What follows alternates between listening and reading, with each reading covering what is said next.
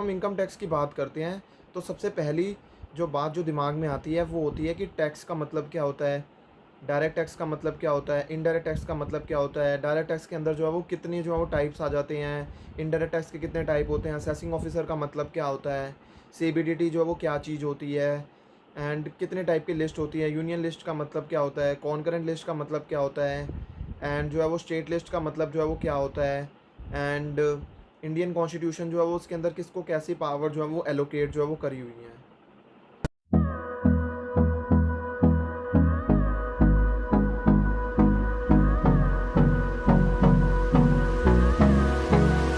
So hello everyone, आज हम सीखने जाएंगे कि डायरेक्ट टैक्स क्या होता है एंड इनडायरेक्ट टैक्स जो है वो क्या होता है। तो टैक्स जो है वो सबसे पहले जो है वो हम ये जानते हैं डायरेक्ट टैक्स और इनडायरेक्ट टैक्स से पहले कि टैक्स का मतलब क्या होता है। टैक्स जो होता है वो एक कंपलसरी फाइनेंशियल चार्ज होता है जो कि हमारे को किसको पे करना पड़ता है, गवर्नमेंट को जो है वो पे करना पड़ता है। तो ये इम्पोज कौन करती है, गवर्नमेंट इम्पोज करती है, एंड हमारे को किसको पे करना पड़ता है, गवर्नमेंट को पे करना होता है। एंड ये आपको जो है वो कंपलसरी जो है वो पे करना ही पड़ता है। ऐसा नहीं है कि आपकी इच्छा होगी तो ही आप पे करोगे, ऐसा बिल्कुल भी नहीं है। अगर आपकी जो है वो टैक्स लाइबिलिटी जो है वो बनती है तो आपको जो है वो पे करना ही पड़ता है।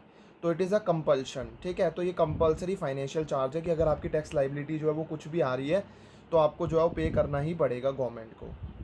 अब टैक्स जो है वो कितने टाइप के होते हैं, टैक्स जो है वो दो टाइप के होते हैं। एक होता है हमारे पास डायरेक्ट टैक्स और एक होता है हमारे पास में इनडायरेक्ट टैक्स। डायरेक्ट टैक्स जो है वो दो टाइप के होते हैं, एक होता है इनकम टैक्स और एक होता है ब्लैक मनी।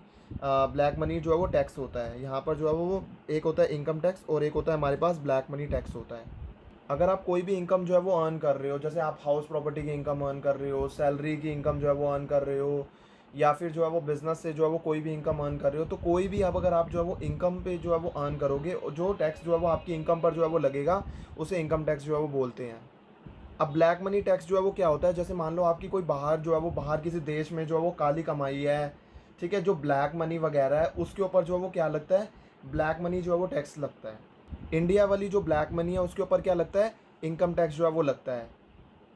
अब इसके बाद में आ जाता है इनडायरेक्ट टैक्स। इनडायरेक्ट टैक्स जो है दो टाइप के होते हैं, एक तो जीएसटी और एक कस्टम ड्यूटी। जो जीएसटी होता है वो गुड्स और सर्विसेज पर जो है वो लगता है, और कस्टम ड्यूटी जो है वो कब लगती है, जब आप इंडिया से बाहर जो है वो गुड्स को जो है वो इंपोर्ट करते हो तो आपकी जो है कस्टम ड्यूटी लगती है। एंड कस्टम ड्यूटी जो है वो इंपोर्ट पर जो है वो जब आप गुड्स को इंपोर्ट जो है वो करते हो तब जो है वो कस्टम ड्यूटी लगता है, और कभी कभार एक्सपोर्ट पर भी लगता है। अब हमारे पास में अगला क्वेश्चन आ जाता है कि इनकम टैक्स को जो है वो डायरेक्ट टैक्स जो है वो क्यों बोला जाता है। देखो, इनकम टैक्स के अंदर दो आ जाते हैं, एक होता है हमारे पास टैक्स पेयर और एक होती है हमारे पास में सेंट्रल गवर्नमेंट होती है। अब जो सेंट्रल गवर्नमेंट होती है वो टैक्स किससे मांगती है, वो जो है वो टैक्स जो है वो मांगती है टैक्स पेयर से। और जो टैक्स पेयर है वो किसको टैक्स जो है वो पे करता है, सेंट्रल गवर्नमेंट को जो है वो टैक्स पे करता है। अब जो है वो टैक्स पेयर जो है वो उसको जो है वो क्या भी बोलते हैं, उसको जो है वो एक और नाम होता है, उसको जो है वो हम असेसी भी जो है वो बोलते हैं। अब डायरेक्ट टैक्स को हैंडल करने के लिए एक बोर्ड जो है वो बनाया हुआ है, central board of direct tax जो है वो बनाया हुआ है, जो कि जो है वो इनकम टैक्स के रिलेटेड मैटर्स को जो है वो क्या करता है, हैंडल करती है। अब सारे इनकम टैक्स के कंप्लायंसेस जो है वो ढंग से हो, सारे की सारी चीज़ें जो है ढंग से पे हो रही हैं, ये सारी चीज़ों के लिए जो है वो एक सेपरेट डिपार्टमेंट जो है बनाया गया, जिसे जो है वो हम इनकम टैक्स जो है वो डिपार्टमेंट भी जो है वो बोलते हैं। अब वहाँ पर जो ऑफिसर्स होते हैं उन्हें जो है वो हम असेसिंग ऑफिसर भी जो है वो बोलते हैं। अब ये जो है वो असेसिंग ऑफिसर जो है वो इनका काम क्या होता है, इनका जो है काम होता है कि जो है छापा डालना, सर्च एंड सीजर्स वगैरह करना। तो ये सारा का सारा काम जो है किसका होता है, असेसिंग ऑफिसर का जो है वो होता है। इसके अलावा वो ये भी चेक करते हैं कि जो असेसी ने जो इनकम बताई है वो ठीक बताई है नहीं बताई है, ये भी काम जो है कौन चेक करता है, असेसिंग ऑफिसर जो है वो चेक करते हैं। इसके बाद आ जाता है कि जो टैक्स लगाने की पावर है वो गवर्नमेंट को कहाँ से मिली है, वो गवर्नमेंट को जो है वो इंडियन कॉन्स्टिट्यूशन से जो है वो मिली है टैक्स लगाने की पावर। अब जो इंडियन कॉन्स्टिट्यूशन है उसके अंदर बहुत सारे शेड्यूल्स हैं, बहुत सारे आर्टिकल्स हैं। उसके अंदर जो आर्टिकल नंबर 246 है उसका 7वां शेड्यूल जो है वो बोलता है कि तीन जो है वो हमारे पास में लिस्ट होती हैं, एक तो यूनियन लिस्ट, एक तो स्टेट लिस्ट और एक कंकरेंट लिस्ट होती है। अब जो यूनियन लिस्ट होती है उसके अंदर जो है वो वो सारे मैटर्स होते हैं जिसके पास में, जिसके अंदर जो है वो पावर जो है वो किसके पास में होती है, सेंट्रल गवर्नमेंट के पास में जो है वो होती है। एंड स्टेट लिस्ट के अंदर वो सारे मैटर होते हैं जिसके ऊपर कानून बनाने की पावर जो है किसके पास में है, स्टेट गवर्नमेंट के पास में है। और कॉन्करेंट लिस्ट वो आ जाती है जिसके अंदर जो है वो कानून बनाने की पावर जो है वो सेंट्रल गवर्नमेंट के पास में भी है और स्टेट गवर्नमेंट के पास में भी है। अब जो है वो जो यूनियन लिस्ट है उसके अंदर जो है वो एंट्री नंबर 82 है, उसके अंदर जो है वो ये लिखा हुआ है कि सेंट्रल गवर्नमेंट चाहे तो जो है वो कानून बना सकती है टैक्स लगाने का, लेकिन एक्सेप्ट एग्रीकल्चरल इनकम। एंड इसी जो है वो इसी को यूज़ कर कर जो है वो सेंट्रल गवर्नमेंट ने जो है वो क्या बनाया है, इनकम टैक्स एक्ट 1961 जो है वो बनाया था। और ये जो इनकम टैक्स है ये पूरे की पूरी जो है होल ऑफ इंडिया पर जो है वो अप्लाई होता है विद इफेक्ट फ्रॉम 1/4/1962। अब आप जो है वो ये पूछोगे कि जो है वो एग्रीकल्चरल इनकम जो है वो कहाँ पर कवर्ड होती है। एग्रीकल्चरल इनकम जो है वो entry number 46 of state list के अंदर जो है वो कवर होती है। तो ये जो है वो कहाँ पर कवर होती है, स्टेट लिस्ट के अंदर जो है वो कवर होती है। तो स्टेट गवर्नमेंट जो है वो एग्रीकल्चर इनकम पर जो है वो टैक्स लगाने का कानून जो है वो कौन बना सकती है, स्टेट गवर्नमेंट जो है वो बना सकती है।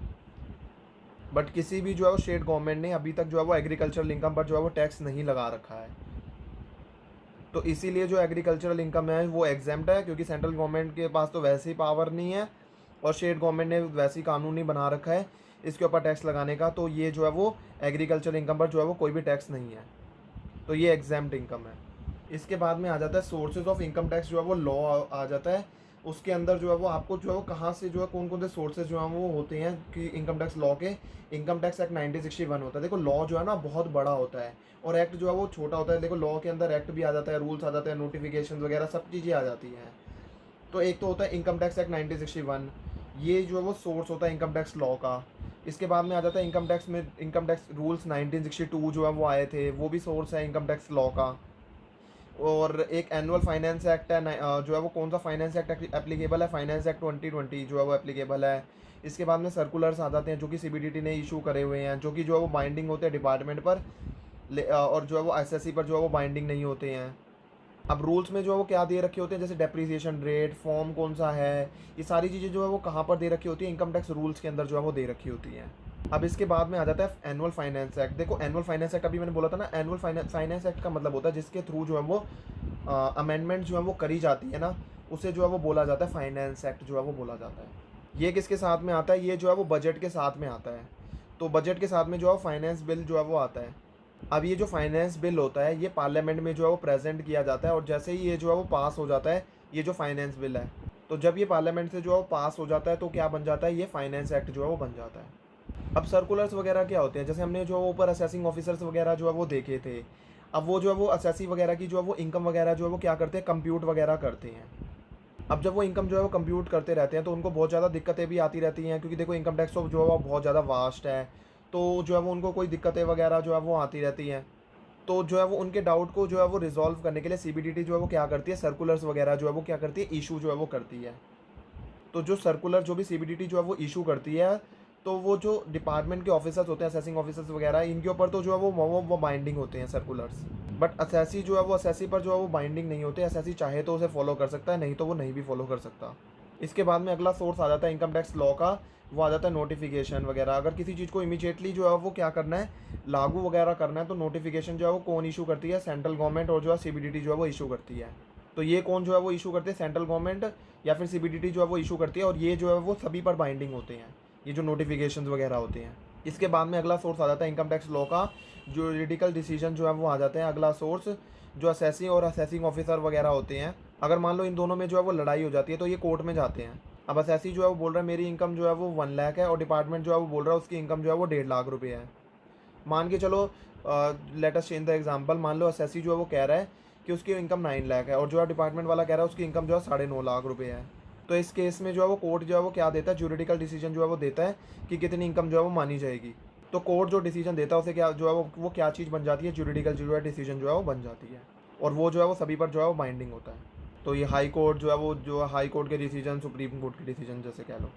तो यहाँ पर हमारा जो है वो ये क्लियर हो जाता है कि इनकम टैक्स क्या होता है। सबसे पहले जो हमने ये सीखा कि टैक्स जो है वो क्या होता है, फिर इसके बाद में जो है हमने ये सीखा कि डायरेक्ट टैक्स का मतलब क्या होता है। डायरेक्ट टैक्स के अंदर जो है कितने पार्ट आ जाते हैं, 2 पार्ट आ जाते हैं। फिर इनडायरेक्ट टैक्स आता है, फिर हमने उनके इनडायरेक्ट टैक्स के जो है वो पार्ट जो है वो समझे। फिर हमने जो सीबीडीटी को जो है समझा वो क्या होता है वो सीखा। फिर हमने जो है वो ये सीखा कि असेसिंग ऑफिसर जो है वो कौन होते हैं, उनका काम क्या होता है। फिर हमने जो है वो ये सीखा कि ये जो है वो टैक्स चार्ज करने की पावर जो है वो कहाँ पर दी हुई है। एंड फिर हमने जो है वो ये देखा कि कितनी टाइप की लिस्ट होती हैं एंड कौन सी लिस्ट के अंदर जो है किसको पावर जो है वो मिली हुई है। ये सारी की सारी चीज़ें जो है वो हमने सीखी। तो यहाँ पर हमारा ये सारा का सारा जो चीज़ खत्म हो जाती है। अगर आपको ये वीडियो पसंद आई होगी तो ये वीडियो को जो है वो लाइक कर देना, एंड जो है वो do share it with your friends, and channel को सब्सक्राइब करना मत भूलना। So thank you everyone for watching the video.